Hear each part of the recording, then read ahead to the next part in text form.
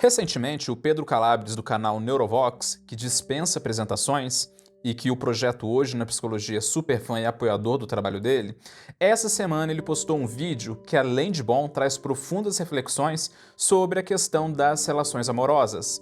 O tema que ele trouxe é um tema muito interessante que faz parte da vida de todo mundo, que são os motivos, segundo a ciência, que faz as pessoas se separarem.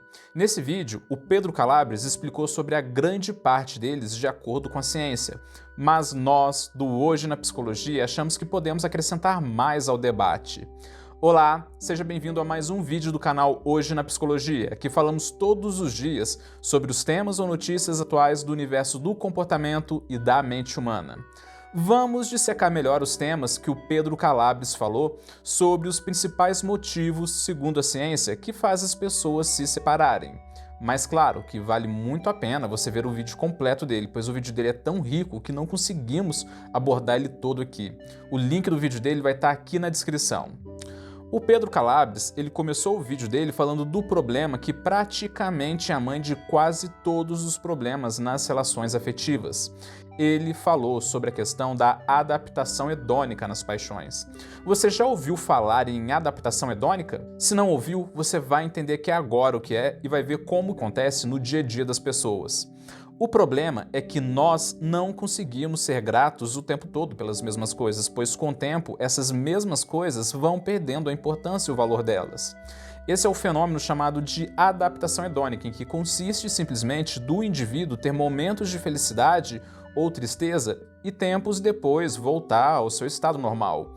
Isso é muito bom, caso contrário a nossa tristeza iria durar para sempre. Só que não, a adaptação hedônica faz com que nos adaptemos à decepção, como por exemplo o fim daquele namoro, a perda de um ente querido, uma reprovação em uma prova importante, ou seja, a adaptação hedônica é muito boa para a nossa saúde mental. Mas, infelizmente, ela também age sobre as coisas boas da vida. Nos adaptamos rapidamente, por exemplo, ao carro novo, ao novo namoro, a ganhar na loteria. São coisas que, com o tempo, as pessoas vão se adaptando e não vão mais ligar para aquelas coisas. Por isso que ganhar na loteria ou perder um membro do corpo, tanto o prazer quanto a dor tem tempo de duração. Por exemplo, uma pessoa perdeu um membro do corpo. Aquilo na hora vai ser uma tragédia, vai ser uma dor incalculável, mas vai ser questão de tempo até ela se adaptar ao novo normal. E a mesma coisa ganhar na loteria. Na hora, uma alegria tremenda, um prazer incalculável, mas com o tempo a pessoa se adapta e a vida dela volta ao normal. Mas o grande problema é na adaptação hedônica no relacionamento, que é quando a pessoa se adapta ao relacionamento ao ponto de esquecer dele, e com o tempo os problemas do dia a dia ir comendo silenciosamente a relação. Sendo que a adaptação pode ser ótima, mas pode também ser péssima quando nos adaptamos ao que é ruim, gerando um hábito de acomodação, tirando a cor da relação. Surgindo daí o problema em que a relação se estabiliza e as pessoas não notam o fim da relação. Igual aquela fábula popular do sapo na panela, em que o sapo entra na água fria, fica lá, se acomoda, a água começa a ferver, ele não nota, então sem ele perceber ele morre cozido. E assim é que ocorre com as relações acomodadas, sendo que as relações amorosas são palcos de muitas adaptações que geram autossabotagem e, consequentemente, o fim delas. Então, a partir dessa questão, vamos aos tópicos que o Pedro citou. O primeiro tópico é assustador. Esse sinal consegue prever com até 90% de eficácia quando um casal vai terminar. É o que Pedro Calabres deu mais enfoque no vídeo dele, que é a razão matemática entre as interações positivas versus interações negativas do casal. Quando o negativo das discussões supera o lado positivo. Quando isso acontece, pode ter certeza que o divórcio está próximo. O estudo que ele mencionou estudou vários casais e previu com uma eficácia de até 90% que o rumo das interações dos casais determinam o futuro da relação. Por exemplo, aquele casal que sempre se mete em brigas e que, sem eles perceberem, estão sempre discutindo um com o outro e que, com frequência, há discussões entre eles, às vezes imperceptíveis. E é aí que a ciência já sabe a chave de ouro, a quantidade certa da proporção correta da razão matemática entre interações positivas e negativas do casal. Mas antes de eu mencionar essa proporção, nós devemos falar sobre a questão da paixão. Então guarde isso na caixinha, que depois a gente vai abrir a caixinha de novo para tirar essa questão da proporção, tá? A paixão é uma maravilha, mas ao mesmo tempo traz seu problema. O problema é que na paixão tudo é lindo, é maravilhoso, tudo é perdoado. mas o grande problema da paixão é que uma hora ela acaba. Lembra do que falamos da adaptação hedônica? Pois é. E quando a paixão acaba, começa a aparecer os defeitos um do outro. Nisso começa a aparecer as críticas, as intimidações, as brigas, e é aí que começa a aparecer os primeiros problemas da relação. Mas tem um ponto mais grave disso tudo, mas que eu vou deixar lá pra frente pra gente comentar sobre esse mal da paixão. Mas a questão é você entender aqui que no final da paixão começam a aparecerem as brigas do casal. Ou seja, quanto mais a paixão vai saindo, mais as brigas vão aparecendo. Que é quando o outro vai vendo como o outro realmente é, sem a distorção da mente apaixonada. Mas agora fica a pergunta: qual é a chave de ouro que determina se um casal vai sobreviver ou não diante das brigas? E é aí que o Pedro Calabres mostra um estudo que menciona que o ideal, segundo a ciência, é a proporção de 5:1 de interações positivas e negativas do casal. Ou seja, 5 interações positivas, mais pelo menos uma negativa, ou seja, pelo menos uma briga ou desentendimento. E essa é a regra de ouro para os bons relacionamentos. Mas não para por aí. Até a briga dos casais que se dão bem tendem a ter uma briga diferente da do casal que normalmente se dá mal.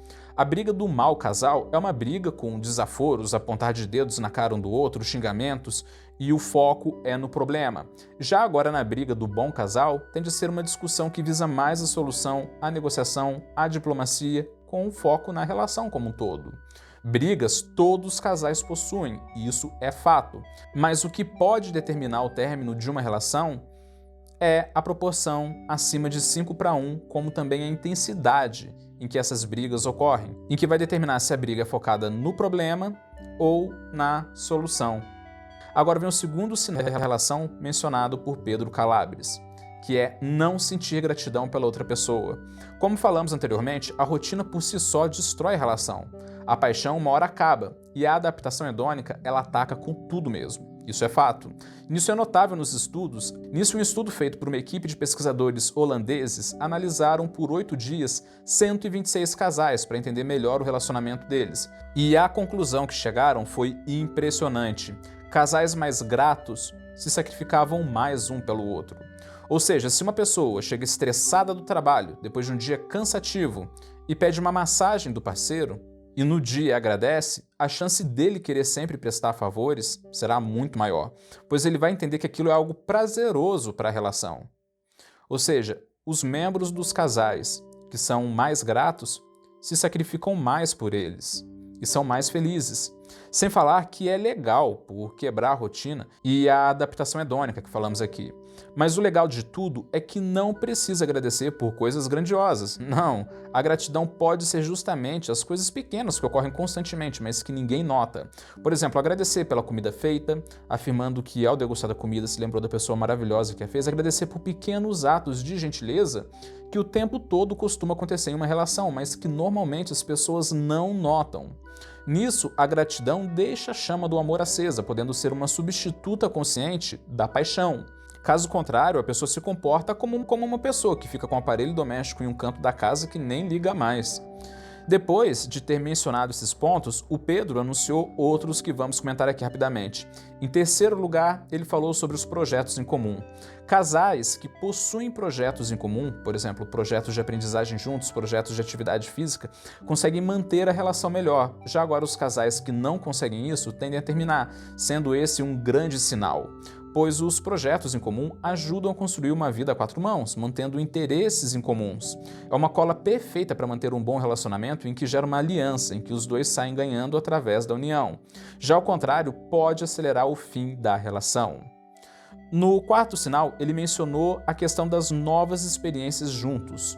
As novas experiências que ele mencionou não necessariamente precisam ser grandes experiências, mas sim coisas que quebrem a rotina. Podem ser coisas em casa mesmo, pode ser coisas na própria cidade, como visitar novos lugares, comer em novos restaurantes. Aí vai da criatividade de cada um, podendo explorar várias pequenas experiências do dia a dia, combatendo assim a monotonia e a adaptação hedônica. E nisso chegamos no quinto sinal, que é a insatisfação sexual, em que, por exemplo, no sexo não tem nada de novo, sempre aquela vidinha, sempre aquela mesma coisa, não conseguem desfrutar de uma boa relação entre 4 paredes, parece que um tolera o outro na cama, o que faz apenas por fazer, e isso acelera o fim da relação. No sexto sinal, que denuncia o final de uma relação e que faz o casal se separar, é a imaturidade emocional, como por exemplo uma comunicação ruim, grosseira, estupidez, pavio curto e essas coisas no geral. Está intimamente relacionado ao primeiro caso mencionado, as brigas e discussões que nunca acabam, como por exemplo, algumas pessoas que têm maior dificuldade em lidar com frustração, gostam de apontar o dedo, outras, que são mais ciumentas, transformam uma desavença em um tribunal de acusações, não levam desaforo e, nesse caso, realmente é muito difícil de se relacionar. São pessoas que, devido à imaturidade emocional, destroem a própria relação. Depois, outro tópico que o Pedro Calabres mencionou foi a falta de respeito à individualidade do outro. A verdade é que algumas pessoas querem ter uma relação que seja eternamente uma relação de Romeu e Julieta, que é aquela relação perfeitinha do casal que é 100% igual, que não possui nenhuma desavença, que se combinam perfeitamente em tudo como um quebra-cabeça de 1000 peças, todas bem encaixadinhas. Mas a verdade é que esse tipo de amor não existe, e a busca por ele pode ser um sinal claro de que a relação vai acabar. O motivo é que é impossível se relacionar com alguém 100% idêntico. E a pessoa que busca isso, na verdade, ela não quer um amor. Ela quer, na verdade, uma relação narcisística com ela própria, uma autoafirmação do próprio ego. Sendo que a verdade é que as pessoas, todas elas possuem individualidade. Nunca alguém vai gostar de todos os amigos do outro. Nunca alguém vai ter todos os gostos iguais ao do outro. Nunca vai ter todos os hobbies iguais ao do outro. E é aí que chegamos no ponto que falamos lá atrás da paixão. Na paixão, no começo, tudo é lindo, é maravilhoso, é perdoado. Mas o grande problema da paixão é que uma hora ela acaba. Lembra do que falamos da adaptação hedônica? Pois é. E quando a paixão acaba, começam a aparecer os defeitos um do outro. E junto disso começam a aparecer também as críticas, as intimidações e as brigas. E é aí que começam a aparecer os primeiros problemas da relação. Mas o problema é a forma como as pessoas lidam com isso. Nisso, muitas vezes, a pessoa que está apaixonada, ela não está apaixonada pela pessoa de verdade, ela está apaixonada por uma idealização que ela criou daquela pessoa. Mas o grande problema é que essa idealização que ela criou não bate com quem a outra pessoa é de verdade. E nisso tenta mudar a outra pessoa para que essa outra pessoa caiba nessa idealização dela. O que é algo horrível de se fazer, em que a pessoa quer que a outra seja a idealização dela e abra mão da própria individualidade, sendo que esse comportamento muitas vezes é fonte de muitas brigas nas relações, muitos desentendimentos que essas pessoas cometem com muita frequência sem perceber, logo depois que acaba a paixão, em querer que a outra pessoa seja, na verdade, que a outra pessoa se encaixe na idealização que ela criou. E não que a outra pessoa seja quem ela realmente é e que está se revelando agora ao fim da paixão. Sendo que, na verdade, a pessoa ter os amigos dela, ter os hobbies dela, nada disso anula o amor do casal saudável. Pelo contrário, pelo fato da pessoa estar afirmando a individualidade dela, na verdade ela está fazendo um bem para a relação como um todo. Pois da mesma forma que um pássaro precisa das duas asas para poder voar, uma relação amorosa, para poder ser boa, tem que ter tanto a necessidade do casal suprida, quanto a necessidade de cada um. Ou seja, a individualidade também suprida. Por isso que ter uma boa experiência a dois não vai na contramão de ter experiências individuais. Então por isso que o ideal é dar espaço ao outro para que o outro seja quem ele é de verdade. E que se for para haver mudanças, que sejam mudanças para o bem do outro, ao aprimoramento contínuo. Inclusive, o falecido terapeuta Dr. Flávio Giucovati, ele já falou sobre isso, inclusive fez uma analogia perfeita à criança, em que a criança ela ama a mãe de verdade, ama o colo quentinho da mãe, mas às vezes ela quer brincar sozinha, longe da mãe, até vai para um pouquinho longe da mãe para poder ter os momentos dela. E isso não significa que ela odeia a mãe, mas sim que ela quer brincar e ter os seus momentos sozinha, longe da mãe. Mas que após brincar, ela volta para o colo da mãe, aquele colo que ela tanto ama. Parece que o ser humano ainda carrega esse dilema com ele mesmo na fase adulta. E é aí que aparece a questão do interesse do casal e ao mesmo tempo também a individualidade da pessoa. Então chegamos no último sinal que Pedro Calabres apontou que foi o problema da geração atual em querer acelerar tudo. Lembra que falamos agora há pouco dos problemas da paixão? Pois é. A paixão acaba, o que é inevitável. a pessoa tem que passar a se esforçar para poder ter uma boa relação. Nisso as pessoas não querem se esforçar, mas querem um relacionamento eternamente de Romeu e Julieta, querem um relacionamento que seja na velocidade das redes sociais, em que mal começou o relacionamento já quer viver o melhor de todos os mundos com aquela pessoa ali. Então aquela pessoa não corresponde a essa idealização e logo decide terminar a relação, ignorando os momentos de dificuldades e angústias que toda relação normalmente passa, em que na primeira dificuldade a pessoa simplesmente quer pular fora e depois ainda reclama de estar sozinha. O sociólogo polonês Zygmunt Bauman, em seu livro 44 Cartas para o Mundo Líquido, ele aponta coisas interessantes quando ele fala desse assunto. Ele cita uma propaganda de Rímel, que revela muito bem o espírito do nosso tempo em se falando das relações sérias. Essa propaganda de Rímel promete manter os cílios impecáveis por 24 horas usando o seguinte argumento: falamos de uma relação séria. Uma só aplicação e seus cílios resistirão à chuva, suor, umidade, até às lágrimas. E é facilmente removível, bastando água morna. Ou seja, como diz a propaganda, uma relação séria de 24 horas. A verdade é que os relacionamentos ficam como essa propaganda de Rímel, em que a duração de 24 horas já parece uma relação séria e longa, geralmente marcada pela instabilidade.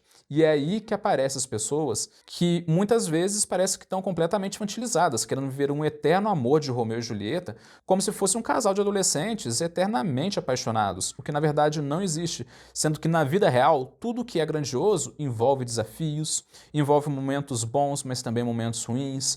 Toda boa relação envolve enfrentar momentos ruins, crises na relação. Uma relação é construída aos poucos, como disse o Pedro Calabres, não da noite para o dia. Muito menos na velocidade das redes sociais, como é essa velocidade que a atual geração quer. Então é isso, agradecemos muito ao Pedro Calabres pelo excelente vídeo que ele fez. E se você não é inscrito no canal dele, eu recomendo que você se inscreva, assim como a gente. O projeto Hoje na Psicologia tem escrito lá, pois realmente é um canal muito bom e super apoiamos o trabalho dele. Que ele continue fazendo mais vídeos ótimos como esse.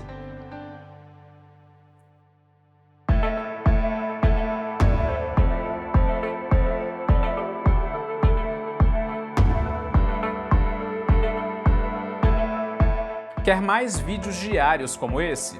Então se inscreva no canal e ative o sininho. E nos ajude na nossa vaquinha online para a gente montar o nosso estúdio profissional de criação de conteúdo. Ao ajudar com qualquer valor, você se torna um dos membros fundadores do projeto, tendo o seu nome na lista que vai aparecer na descrição de todos os vídeos do canal. Entre para a vaquinha clicando no primeiro link da descrição ou no primeiro comentário. Até mais, te espero no próximo vídeo.